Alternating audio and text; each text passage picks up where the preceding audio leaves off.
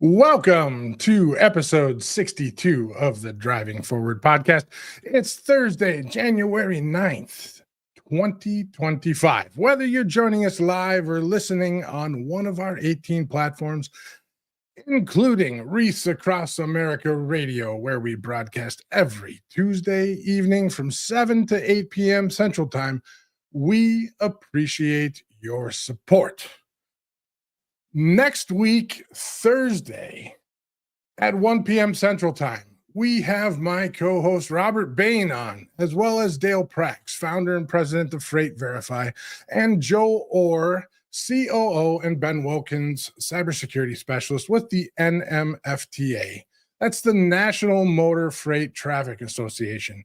We'll be discussing the freight fraud epidemic, especially talking about identifying threats and how to take action when you are experiencing a threat. Freight fraud is growing at an incident rate of 800%. In 2023, it was an $800 million problem, and it's expected to come in at a $1.2 billion problem in 2024. Cybercrime globally is a $10.5 trillion issue. And the two topics are very close in design. We'll continue to shed light on them together. If you're going to manifest, please use our link for a discount code, manifestvegas.com/freight movement, FR8 MVMT. We'll be chatting later about a fairly large after party we're putting on Monday evening. We'd love to have you all join us there. I've been pretty quiet since before Christmas, and it was a nice break. I don't typically go quiet. Last week, I had a minor surgery, nothing serious, but it seems off this week, and that if I seem off this week, that's likely the reason why.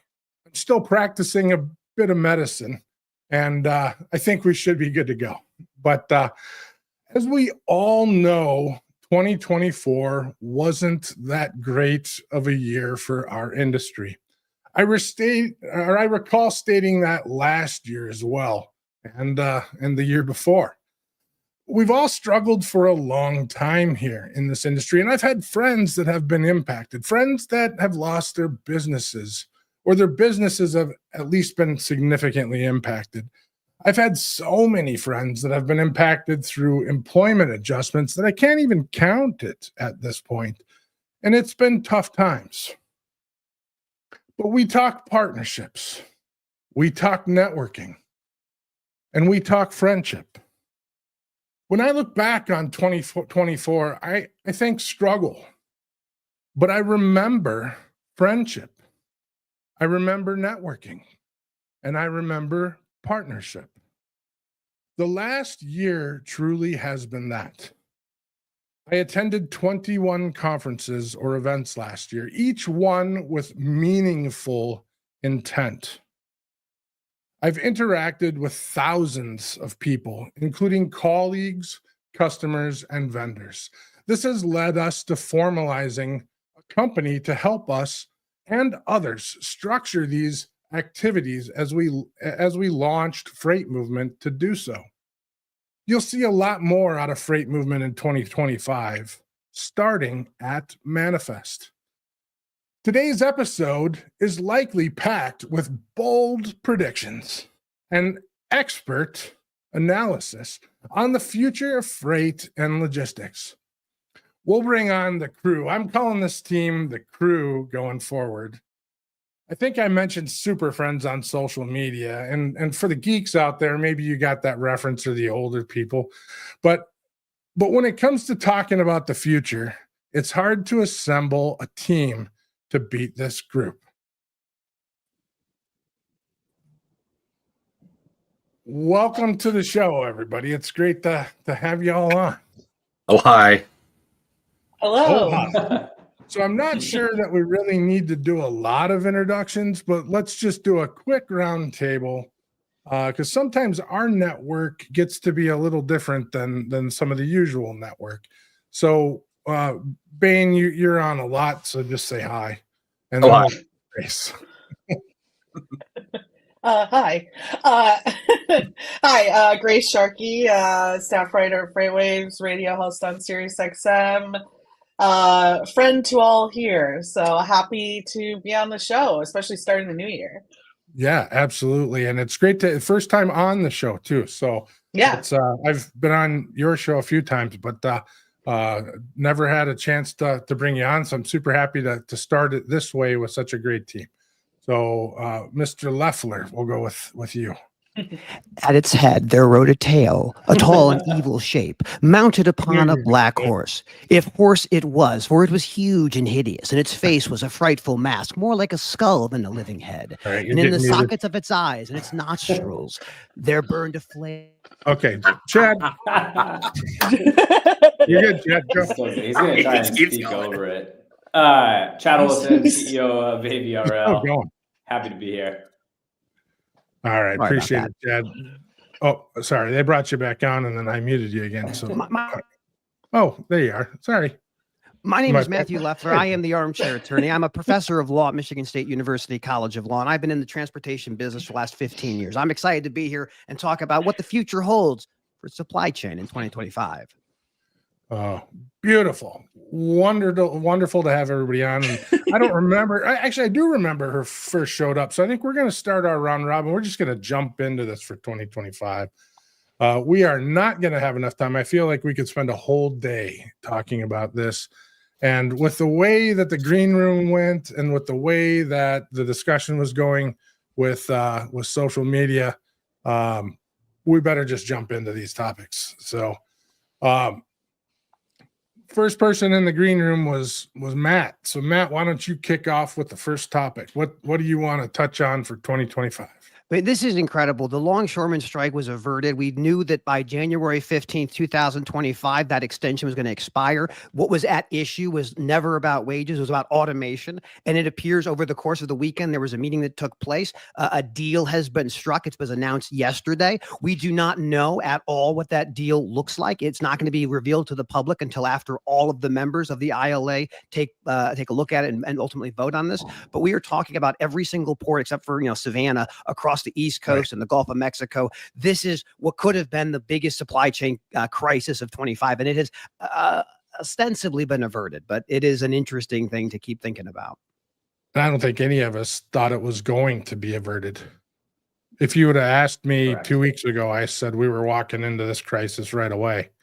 So there was an interesting article Lorianne Rocco put out on GCaptain, but also CNBC. And what it talked about was a deal that was discussed kind of privately that would allow a new technology coming into the ports, adding additional workers. So this was kind of this trade-off of you want to bring in technology, okay, but we're going to make sure that increases our overall membership. But this is 40,000 or so workers, 36 ports across the United States. It is a massive, massive catastrophe that has been averted. And we won't get to experiment with whether or not Trump would invoke Taft-Hartley or other things. So this, again, is a very important story that we're going to continue to see happen. And every broker disappointed. We love the chaos. The chaos is what drives margin. Right. Fair enough. Yep. Anyone else have anything else to comment on that one? Otherwise, we'll flip to, I think Bain was next then. I think it's going to be interesting to see what the compromise was, once the deal gets revealed, right? Because they compromised on the wages, 62% wage hike over, I can't remember if it's 3 or 5 years. 6 years, over 6 years. Thank you. So yeah, I'm interested to see what the overall compromise is going to be. There will need to be some implementation of automation, but to your point, Matt, also bringing additional headcount is going to essentially negate whatever savings were going to be there from the automation. So, but again, it'll be interesting to see what actually comes of this deal. Yeah, I wanted to add to that too. It's especially interesting because a lot of at least publicly, what they were fighting against automation wise is already used or being used, if not for this contract that just ended, but 2 contracts before. So I am interested in what that deal looks like in regards to the technology side. The one thing I'm hoping to, we're coming out of election, going into a new administration. I am hoping to see a little bit more clarity, though, from the government. The one thing that they have asked over and over again is like actual reports and research being done that shows that these jobs are being created for them for the jobs that are displaced. And there hasn't been really that research that's been done that the government promised to do. There is a light governmental report on automation kind of as a whole, which does lightly touch on the port side. But what is surprising about that is just in the one piece that they discussed in the port automation is that the amount of investment that goes into it and how quickly new technology comes into play, it hasn't been the best investment for tech companies to spend their time in. By the time that automation, that technology is figured out and implemented, there's some better technology that comes in its place, and it's pretty much outdated. So even though this is done, and of course happy for the logistics aspect of today, I think the question of how efficient our ports are is still widely out there. So again, while this it's issue of whether or not we're going to see a strike is done, I think there's still a lot more that could be done in making our ports more efficient and realizing how are we going to get that done with investment dollars that aren't paying out to those investors as well. So I think it's still a huge discussion we can continue to watch. To cap on what you just said, Grace, implementation timeline is massive, and it's with the advancement of technology, not even just in the ports, but anywhere. That's someone everyone needs to pay attention to. If you have a 3-year implementation timeline on anything right now, with how fast technology takes to implement, or with how fast technology is advancing and how long it takes to implement, if someone comes to you and says it's going to take you 3 years to put this in place, by the time you have it in place, you have something old. And so you can't do that. But that being said, 3 years from now, if you start implementing something, what's that implementation timeline? 3 years from now, we can't predict that. So eventually you have to take a step to modernize. But you can't sit there because in 3 years, not if we didn't strike about it. So right, exactly. But valid points. So all right, Bain, you're the next one. As far as what we're going to see in 25, we're going to see a bloodbath. I'm going to call it now. Make the clip, put it out there. I'm going to call it right now. You're going to see an exit of capacity, whether some of those organizations want to or not. And that's going to be both on the trucking and the intermediary side. It is unfortunately necessary.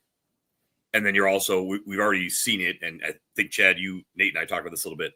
There will be a flurry of M&A activity over the course of 25 and 26. It's happening. I'm tracking like 15 right now. It is going to blow our minds how much goes on. Yeah. And some of these deals aren't going to make a lot of sense, but they're going to happen. Well, we're seeing some large asset-based companies who haven't traditionally focused in brokerage talking about raising money and going and buying larger brokerages and splitting their model apart. I think that's going to be a super common theme across the board this year. Yes. Top line play. And it's going to be at pennies on the dollar acquisitions, all top line play. And it'll be sorting out what's the best for the asset. And it's going to be mid-market organizations that'll grab, and then the companies that can't get it done fast enough are just going to fall off. Well, you have motor carriers that took out loans to buy equipment at the height of the pandemic that can't afford those notes anymore. Correct. The rates aren't going to rebound until probably mid of Q2. So there's a long line of time before people start running out of capital. And I think the brokerage model, it's not a 30 or 40% margin gain, despite what people who advocate for broker transparency are talking about. It's a game of pennies, 14% on average. So we're going to see, I think Bain and Chadd are exactly right. We are going to see interesting companies that have struggled to make it by white knuckling it, trying to see, can I outlast my competitors? Some of them will make it, some of them won't. I think that's like the huge caveat to that whole thing, right? It's like no one wants to be first because first sets the valuation and sets like the market, and you don't want to be first. You want to sell your brokerage on the way up. Being first is bad in this game. Right. One deal I think we're going to be seeing hopefully this year is the FedEx Freight being spun off from FedEx itself. And I think that's a great move because FedEx Freight is fighting against Old Dominion in Pitt, Ohio and Saia. They're not fighting against Amazon. That's who FedEx is actually fighting against. So these companies need to be able to separate those businesses and focus on their core competency. So LTL, let LTL do what LTL does and let the parcel people do what parcel people do. Parcel, sure. I think the asset side, what we're going to see is the strong companies, and we don't even know who they are in many cases, the strong asset carriers that are coming out of this downturn with strong balance sheets, be able to go into M&A and grab these broker plays that, and we don't even know who they are. They've been quietly operating successfully for the last 3 years, and they're just going to start picking off top line revenue plays and applying that to their asset capacity and growing a non-asset side. In the past, you would see ratios of 20-30% non-asset, 70% asset, and I think the future is going to be more 50-50 for these $500 million organizations. It's going to be an interesting play. I was on the phone with a broker earlier this week who had been acquired by an asset-based company already. And over this last RFP cycle, asset-based carrier starts to see their rates increase, but brokerage starting to see less volume. And asset-based carrier turns around to broker and say, we want to see the same exact results.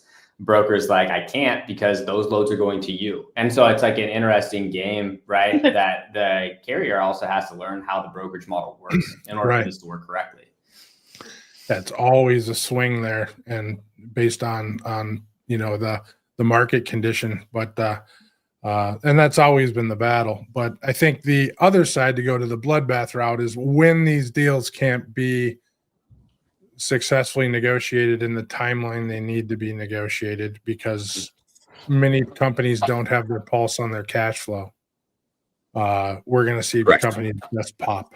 And I think there are people that have been on a downhill slide for a long time, and they've been basically holding off from the crash.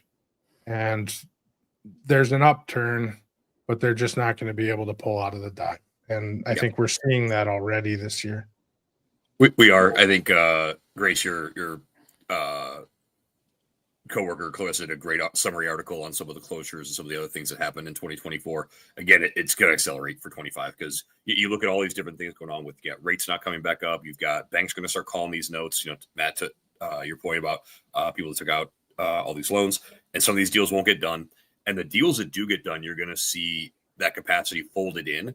And it will still disappear from the market because, again, you've got the redundancy of, one carrier who already runs half this lane. They acquire somebody who's running the other half or third of it, and they just put it on their assets or they change that mix up. So that will impact, ultimately net positive for the industry.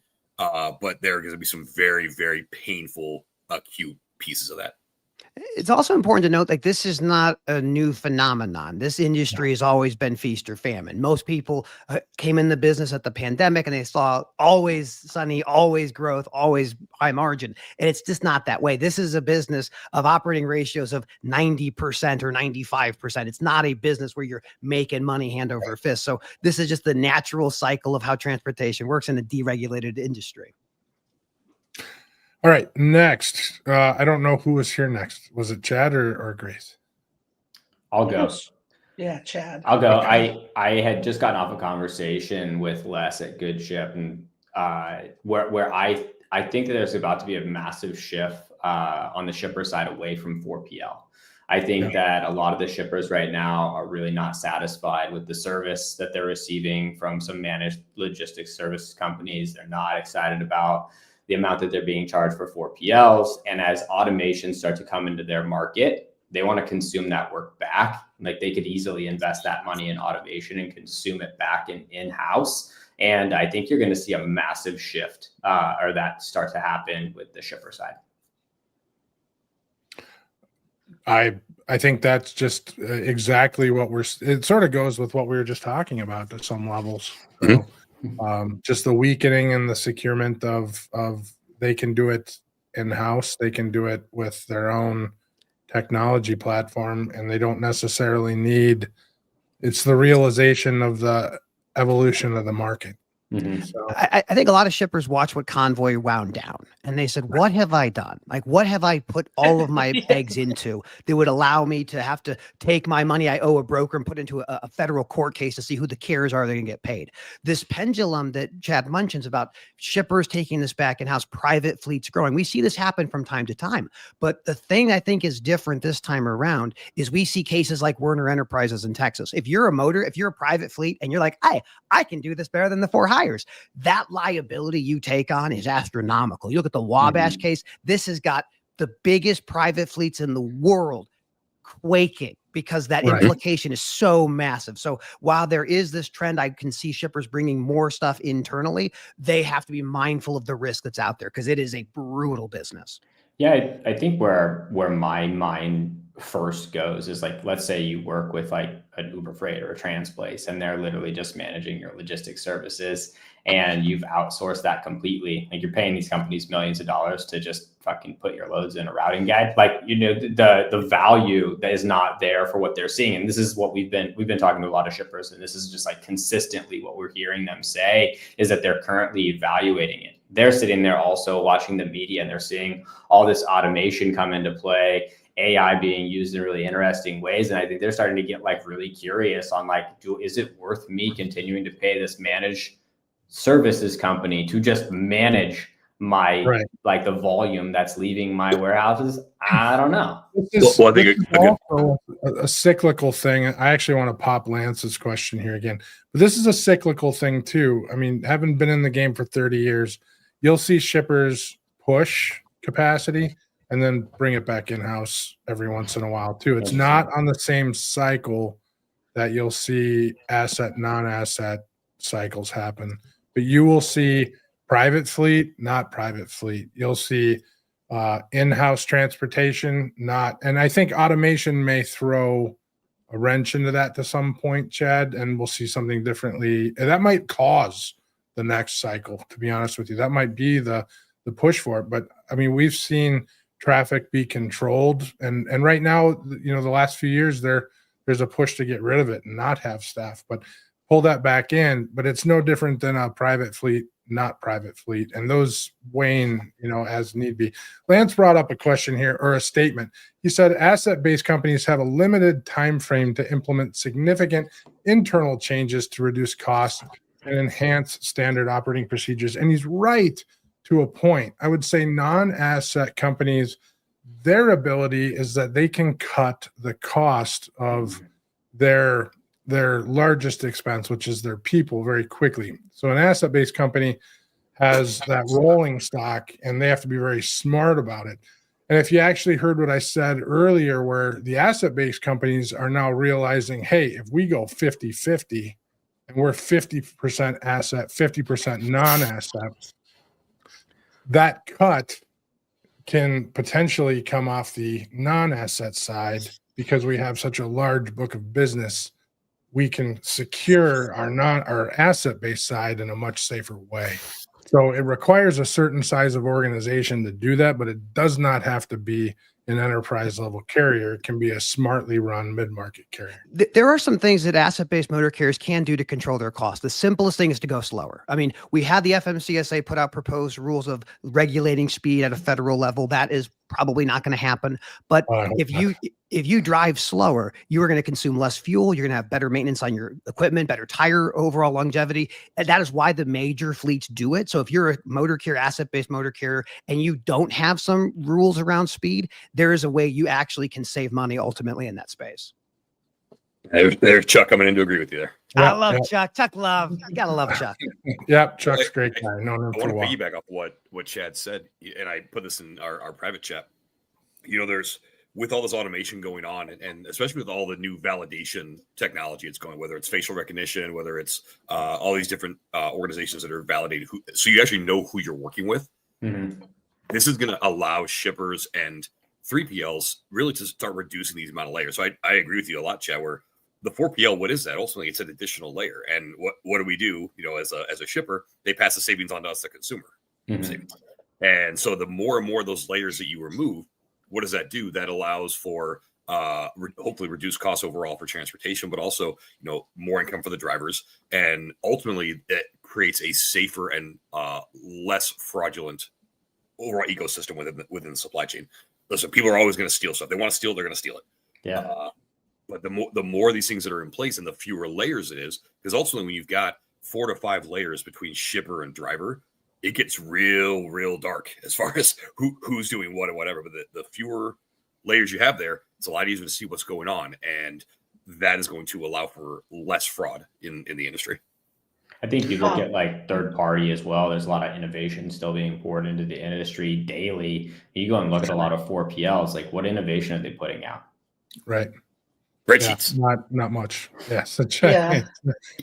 Well, I just wanted to add to that note because, and I hate to like make this a good ship commercial or anything like that, but it is interesting because the times that I've seen and used and maneuvered around that platform, I laugh internally because what you would theoretically ask for in that 4PL, even a 3PL standard, it's like right there in front of you and gamified in a way where I think I literally said this to Ryan, like a monkey could use this thing and really have a huge impact on an organization. So think about the shippers' concern on who they're hiring, right, to kind of manage that 4PL relationship. Now they don't have to, you don't need the smartest logistics person in there to use some of the technology that's available out there to a lot of these shippers to essentially 100% what Chadd said, do what their responsibility was the whole time, right? Not just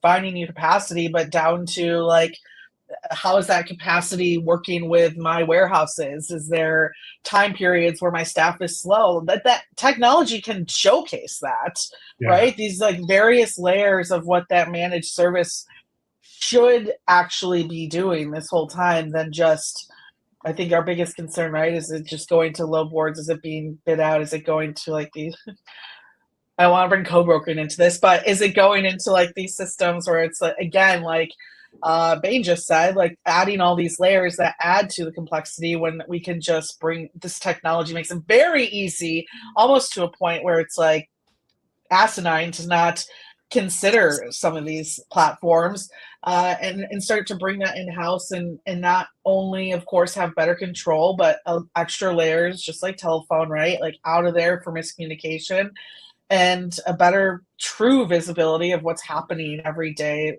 in your supply chain and where the weak points are and getting those fixed. Mm-hmm. The caveat I would add to that, Grace, is until we have clarity on broker liability under F4A preemption, like if you're here comes the lawyer. The lawyers are everything. I swear to God. If you're a shipper and you say I can do what the broker does myself internally, and you carelessly or negligently select a motor carrier in a jurisdiction that allows for the broker to be held liable for the actions of the motor carrier, you're going to go in a you're going to lose your job because that liability, $100 million verdict, because you picked the wrong motor carrier. And the Supreme Court has not weighed in. We have Global Trans out in the 9th Circuit. We have Global Trans was 7th Circuit. We have Miller and C.H. Robinson as the 9th Circuit. We don't have clarity. So as you're a shipper, my clients that are manufacturers, if you're thinking about this and you don't have an answer to that broker liability question, do not do that, because you need to have an intermediary to absorb the risk for you. That is what you have them for.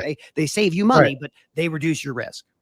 So can I just like create another entity, Meyer or Kroger brokerage LLC, Matt, and then I avoid that situation completely and have that one monkey working it? Yeah. Generally speaking, you can do that. Generally speaking, you can there we go. Sounds like a business opportunity. Not for me, but like, yeah. Matt, what you're saying is you can't just for real.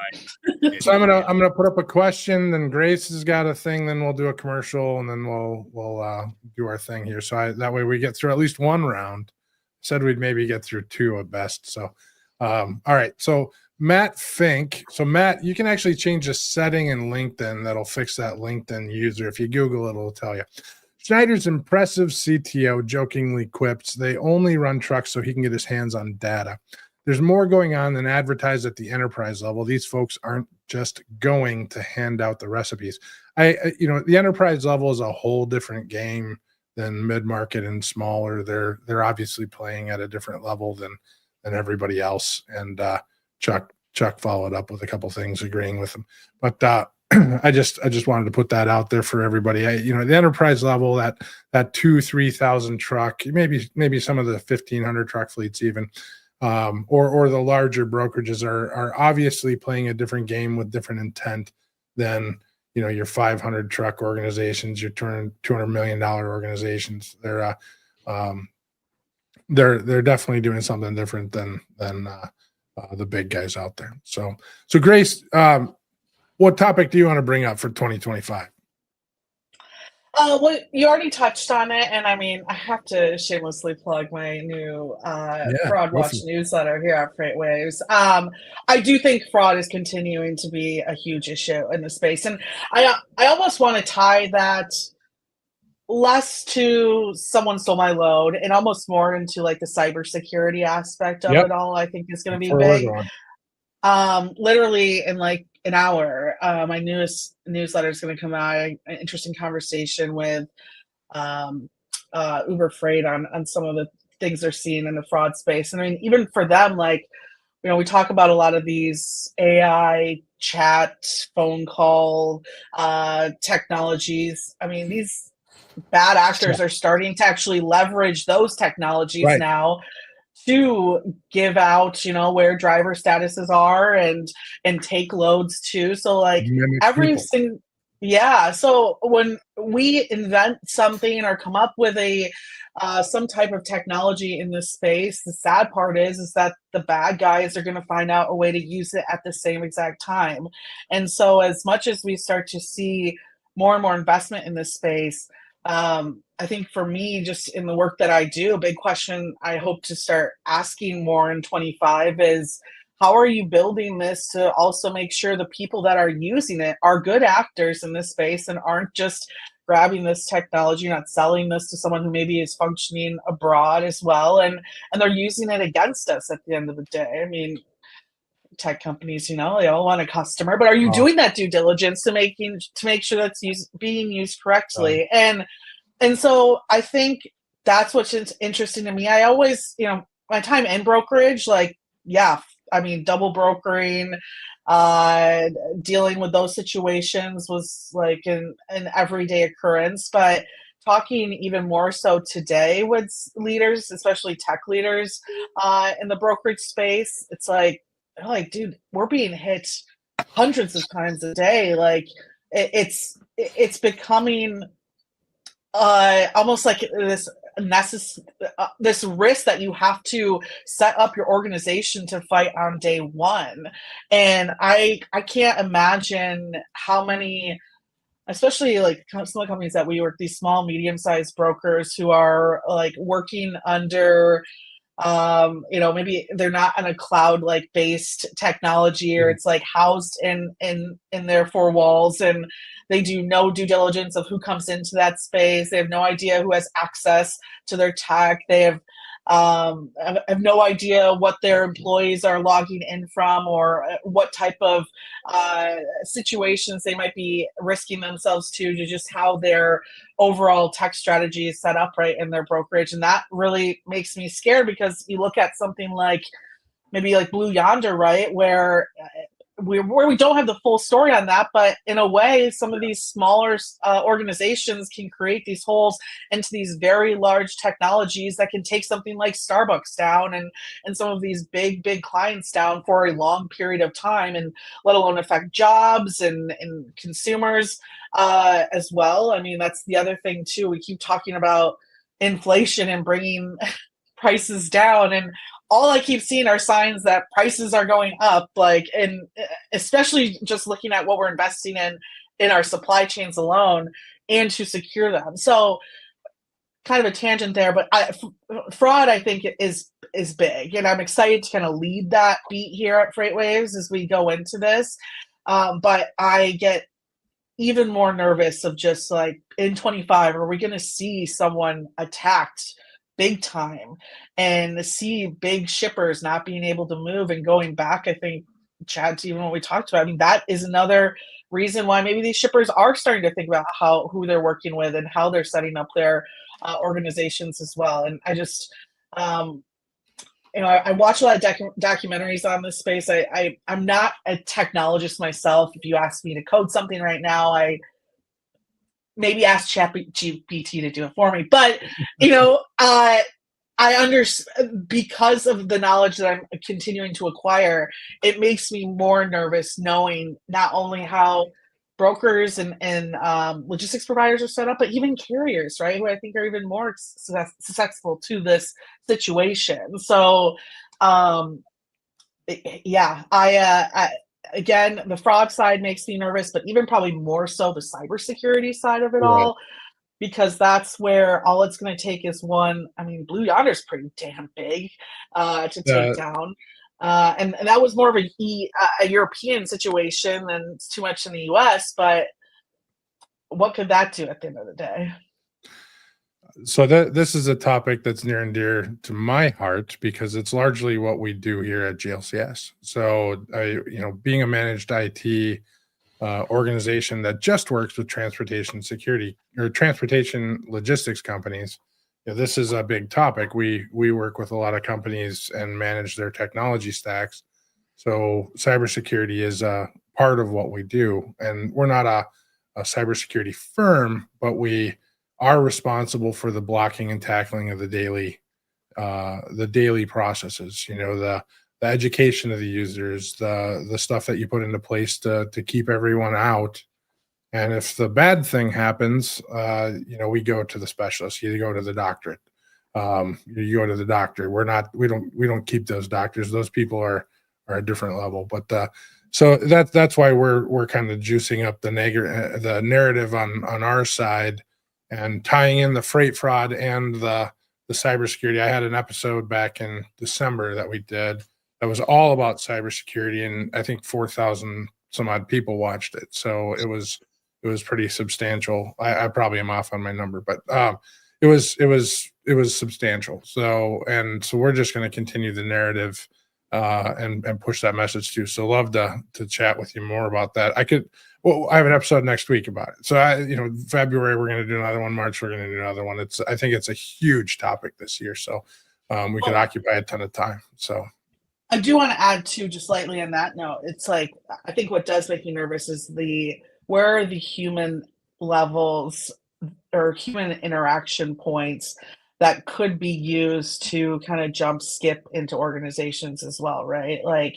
I'm happy that there's an interest in it, but you could set up a lot of these safeguards, but if it's possible, if your employees don't understand the importance of it, right? I mean, was it MGM, right? Their big cybersecurity issue was because a customer service rep ended up letting the phone call in or something. Like it was 98% of all incidents are user driven. I mean, one of the things that we see all the time, like we'll go in and automate a system. We go through massive security audit, like on our side, and then we go to do the first automation and they give us credentials and it's literally password is password. And we're like, are we kidding me? We just spent 3.5 months going through a security audit and you're not even like incorporating your own practices inside of your own organization. Yeah. Password is password. Oh my God. Let's so I feel like I would, just because I'll occupy the rest of the time just on this particular one thing. So let's take a 3-minute break, do the commercial, and come back and reset. But I'll reset backwards. So Grace will start with the next question. So Natalia, if you can hit that commercial. If your fleet's downtime looks like chaos, you're missing out on GLCS. In the fast-paced world of trucking and logistics, time is everything. Meet GLCS, your expert partner in managed IT services. We integrate seamlessly with your team, bringing seasoned IT professionals with deep transportation and logistics expertise. Imagine your software updates running smoothly, complex issues resolved quickly, and operations humming with efficiency. GLCS has your back. Our support doesn't just fix problems, it prevents them. With our industry connections and proactive approach, we keep your trucks rolling and your brokers working. Think of us as the added resource your company needs to unleash its full potential. Visit glcs.net today and keep your business driving forward. GLCS, where efficiency meets expertise. So Manifest is the premier global end-to-end supply chain technology event. We are an ecosystem event attracting startups, investors, and industry strategics. Truly anyone involved in global supply chain has a place at Manifest. For next year, we're expecting 6,000 attendees from more than 50 countries. We will be offering 150 conference sessions, and there will be more than 300 exhibitors on our expo floor. And we're very excited because for the first time, we're moving to the Venetian in Las Vegas, which, if you ask me, is the best property in Vegas for a show.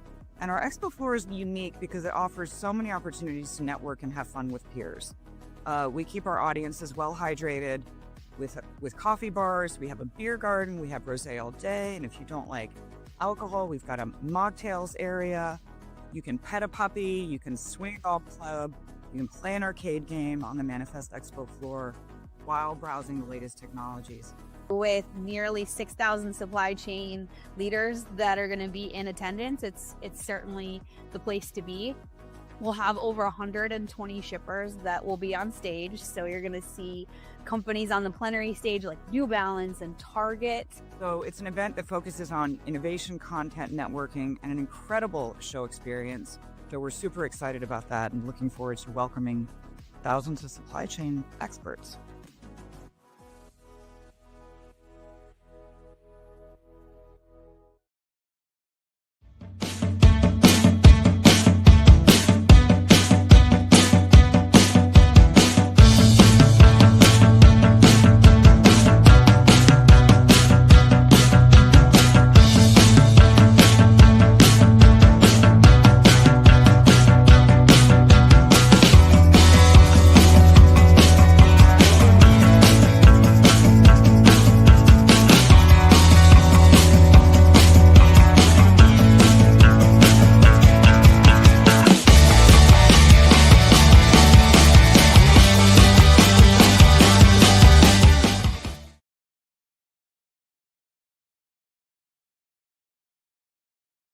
Little dead air there, but we are back. So, all right.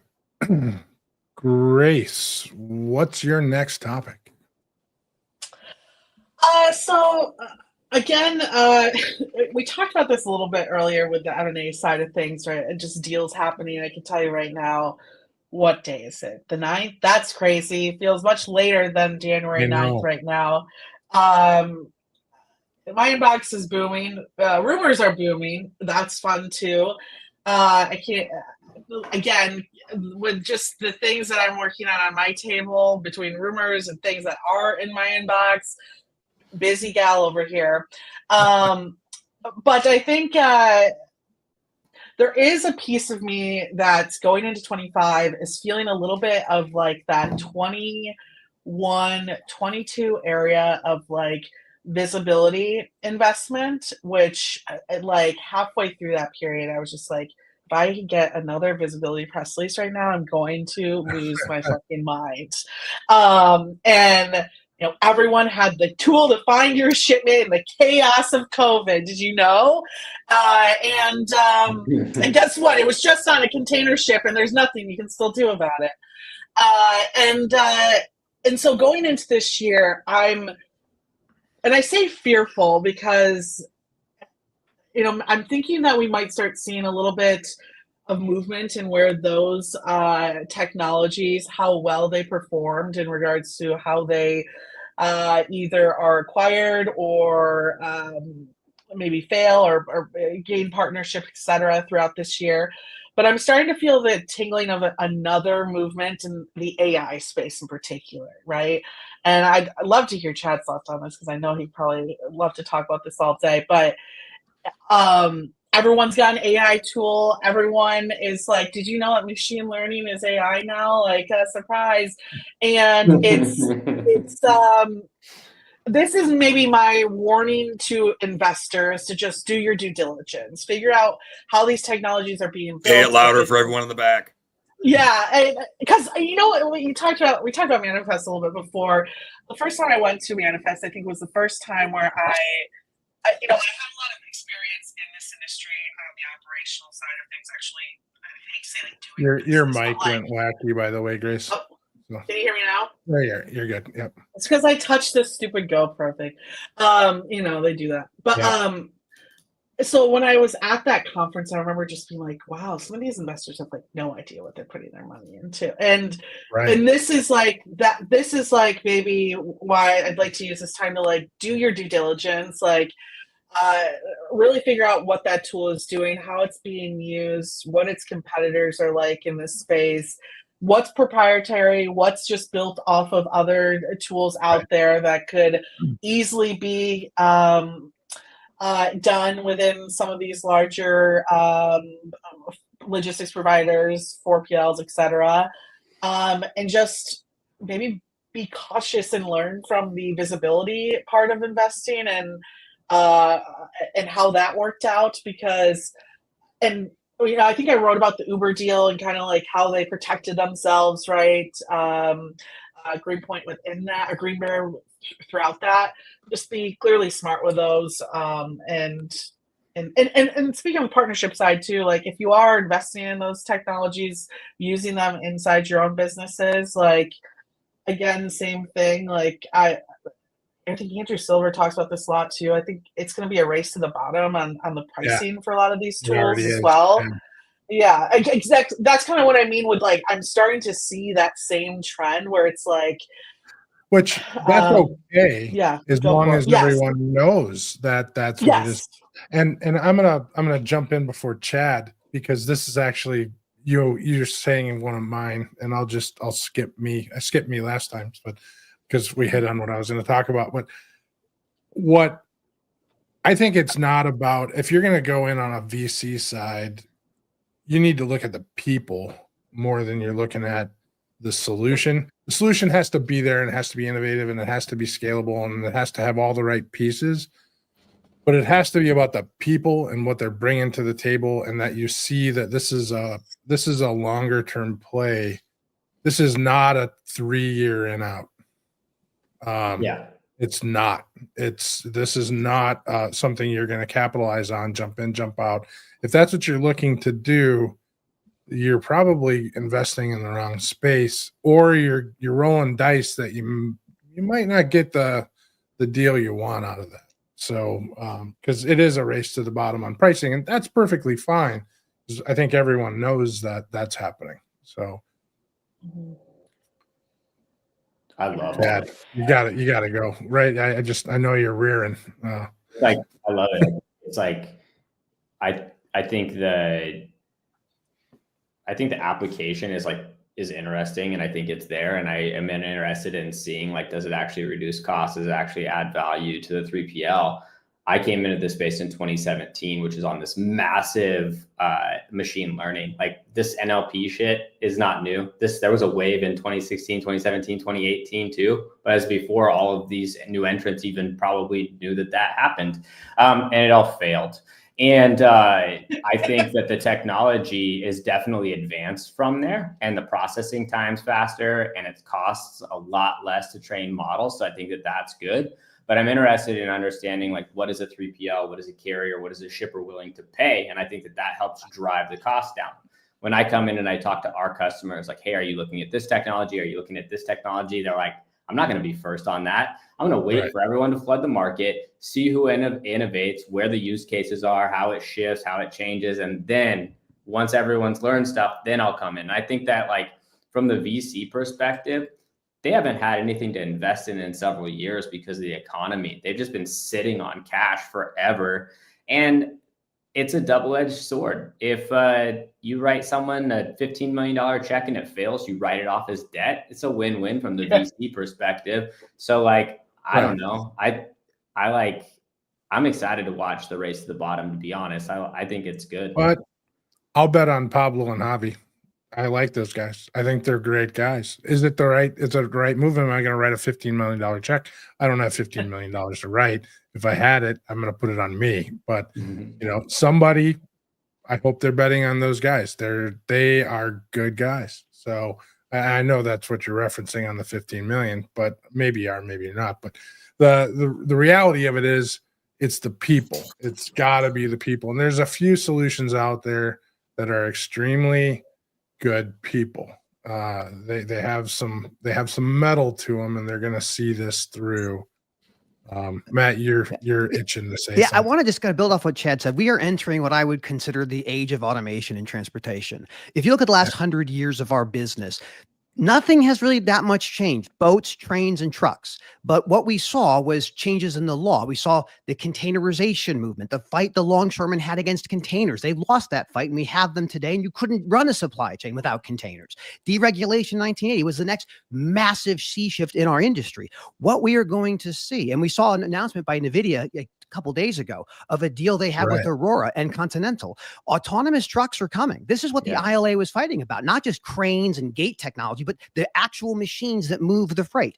And as we look at this with Elon Musk in the ear of President Trump, or the soon to be coming back President Trump, what does that mean for level 4 remote operator and level 5 remote assistant for trucking? The technology is largely there. They're running intrastate today with autonomous trucks. And if you automate the middle mile, or if you automate the ports, or if you automate parts of the inland ports like the rail yards, that is a massive change in the business. And I always harken back to this point.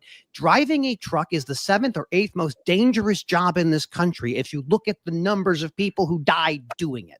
And so automation is here to reduce cost. Sure. It's to drive safety. Sure. But this is the existential threat our industry has always had. How do we protect ourselves from labor? This is the next sea shift. And to Chadd's point, many will fail in this effort. Many have to fail because ultimately you don't change the trends and forces. It goes one direction. And if you know what that direction is, you position yourself to help your clients or your customers navigate those changes. It's going to be wild. It's going to be something that we'll look back on 20 years from now and be astonished that we were there to bear witness to it. The autonomous thing's really interesting to me. I had written this LinkedIn post the other day where Trucks VC just announced a new fund, $70 million. It's not going into logistics technology. It's all going into autonomous, and they're all early entrants. They're seed stage tech, which means like we're about to see also like this new evolution of autonomous technology that comes into play. It's really exciting, I think. I couldn't agree with you more. I mean, Matt, I'm going to interrupt you because this is a shameless plug from Matt Fink for all of us. So I'm going to read it out. I'm not going to read it out because there's a lot of stuff, but I will read point 2. This is why you hire folks. Shameless plug coming like AVRL, GLCS, and a good attorney like Matt Leffler. So thanks, Matt. We appreciate that. The thing to keep in mind is that autonomous truck is not going to have an hours of service issue. They're not going to have meal periods. They're going to have stopping and going in from like one place to another as like a kind of a trainless, trackless trolley. This is going to be the middle mile. It's automated, and how much of that changes our business. Once those doors open, you never close them. Our technology often outpaces our ability to regulate it. But regardless of whether we regulate it well or not, it doesn't matter because all of our global actors across the world are investing in the same thing. This is why one of the big investors for Kodiak was the Department of Defense. Like this is the world we live. Containerization wouldn't have happened but for the Vietnam War. That's why they built the Port of Oakland. Like the history of this business is fascinating, and it's all about the law and the technology that helps shape how we get our things. No, this is going to be a very interesting 2 decades. I think you're right on the money because I've said 10 to 20 years myself before this really finalizes it with automation. 10 to 20 year journey with the truck specifically. I don't believe we'll see full automation for at least 10 to 15 years at the earliest. I think there's too many battles. It's what's going to happen when that truck, even if it's in the port, when it rolls over and it kills 2 longshoremen. What's going to happen? Lawyer. What's going to happen? You sue the manufacturer of the autonomous truck and you sue the owner of the truck, the operator. This is the path it's always been. I would say as we look at this, the future of supply chain, it's going to be absolutely astonishing. And I think it's going to be fun to watch. And I'm excited to see how this all kind of unveils itself to us. All right, going in reverse, unless we have anything else to talk about automation, AI, I'm sure we could occupy forever on that. We just burnt the whole time here. Yeah. So Let's hit one more and then we'll wrap her up. So I'll go over just a little bit. Leffler, what do Chad, you want to yeah. talk about? You want to talk about Harry Potter? What do you want to talk about? I really think we need to talk about why Sauron and Celebrimbor made the 3 Elven rings first. That's absurd. They made the 16 first, the 9 and the 7. It's absurd. Rings of Power is wrong, Bain. I'm sorry. It's wrong. It can be wrong. It's still good. No, it's not. I didn't enjoy it that much. I watched it because I was on airplanes. So I want to mismention everyone on this call. So the people who are watching us, if you don't understand the way of safety and maintenance in the trucking industry, let me just scare you for a moment. 22% or so of every commercial vehicle, if you inspected them right now, this minute, they would not be safe to operate on our roads. This is not an aberration. It has been like this for a long time. If I was a grocery store and I had 5 gallons of milk, I said, one of those gallons is unsafe. You'd say, Matt, I would prefer not to buy milk from you. And I'd say, unfortunately, that's not an option. This is our supply chain. Whether we want it or not, this is the supply chain we deserve. And if we are comfortable with knowing that 80% of vehicles are safe and 20% are not, that's an issue we have to solve at some point because that bill becomes due eventually. I love having people like Matt Leffler and Cassandra Gaines in my life because they're just like, you want to hear a terrifying stat? Most trucks don't even have insurance. And you're like, why? Why even exist? The minimum insurance for an interstate trucking company is $750,000, established in 1980. It has never been adjusted for inflation. They have tried to raise it multiple times. They never have, and they never will. Right. Except shippers today are saying, hey, we require the motor carriers to have more insurance. And that's a good thing. I mean, the market will correct these things over time, but regulations, man, what are you going to do? Yeah. It's bananas. It's bonkers. Bonkers. We will see the Werner verdict by the end of this, probably the next 3 or 4 months. That is the biggest case affecting the transportation industry. It is insane. It's at the Texas Supreme Court now. We will finally have some visibility to that, probably like 3 or 4 months, but it is a lot of stuff to track this year. Absolutely. So I think we're going to wrap this up. We did not get circled around. It was a fight for mic time. I don't know if it was a fight for mic time. We all talk, but this was done on purpose. They wanted to silence me. They won't be able to, though. It was very bad. Yeah. Looking forward to seeing you all sooner than later. Matt, you going to Manifest? I'm on the fence. I'm a teacher now. I don't know if I have the bandwidth to go traveling and gallivanting in Las Vegas, but we'll see. You make the curriculum. Like, just don't make a test that week. It's every Tuesday for 100 minutes. These students, I'm telling you, they're astonishing. This is going to be the best year of my life. You're going to teach them about the United States Postal Service? I was going to go private, fully private. It'll be interesting. Quasi-federal agency. It's interesting. Fair enough. So, Chad, you're still on the fence, I imagine. You're figuring that one out. I'm flying in for Monday for happy hour and a dinner, and then I'm gonna fly home Tuesday morning. My team will be there, but yeah. Okay. Cool. So we'll see everybody except for maybe or maybe not Matt, but I bet you. So yeah, I got the panel. I'll talk about our little party coming up here in a minute. I appreciate everybody coming on. We probably should have went for longer, but it is what it is. These things are nobody wants to listen to all us ramble for 2 hours. So, or maybe there's comments here saying they want to, Nate, I'm telling you. Yeah, and I will say, shameless plug, if you want to hear me rattle another hour today with Thomas Watson, listen to SiriusXM channel 146 at 6 or 5 o'clock. Yeah. Check out, I know there's notes in the comments on your newsletter, which I'd like to talk to you about your newsletter too. So we'll have to hook up on that later. Grace, I appreciate everybody coming. You can hang out if you want to. Just take me a minute to wrap up. And, this was great, guys. Love to do this again anytime down the road on anybody's platform, anywhere. So this was absolute blast. Thank you. Thank you for having me. Okay, next week, once again, I said it earlier, we have, and I'm getting to the banners, unless Natalia, you got it. As I spoke earlier, we'll be chatting about freight fraud with Bain, Dale Prax from Freight Verify, Joe Orr, and Ben Wilkins from the NMFTA. That's next week, Thursday at 1:00 p.m. Central Time. The following week, January 23rd, we'll have someone on I'm excited to have on the show, I should say, that I've known for a very long time. John Hausladen. John's the president of the Minnesota Trucking Association. He's an absolute wealth of knowledge in the industry, and I'm really looking forward to seeing where this chat goes. Following that, on January 30th, wrapping up the month, we'll be bringing in the legendary Will Jenkins from Journey. I always enjoy chatting with Will, and the lineup just continues after that. So all the way through February, we have a great lineup, and we'll be doing something live at Manifest as well.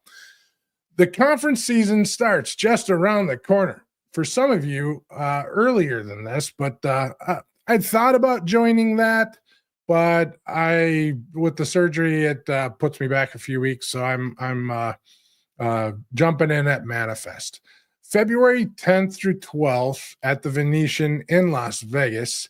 If you haven't got tickets yet, please grab your tickets through our freight movement code. It's manifestvegas.com/freight movement for a discount should you need those tickets still. Monday night, February 10th. We don't have a banner yet for this, but Monday night, February 10th, following the kickoff, the Manifest kickoff, which ends at 7 p.m. Freight Movement and Broker Carrier Summit has partnered to bring you the Big Road Tour. We're kicking off this tour. It's 12 locations over 12 months, and it's kicking off in Vegas. The Big Road Tour is brought to you by Multi-Service Fuel Card. We're doing that after party once again. It starts at 7 o'clock, goes to 10 o'clock. It'll be at Black Tap, which is on the Venetian Casino floor. Watch all social media for further details on this one, but we have lots of room. Should be a great party, good time.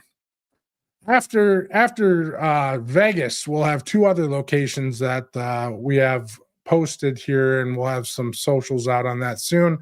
Next one will be Matt's in Louisville, and then TIA in San Antonio. So with that being said, there you have it. Episode 62 is in the books.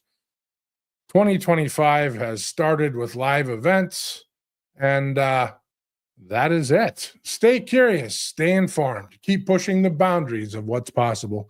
Until next time, drive forward with purpose and innovation. Thanks for watching.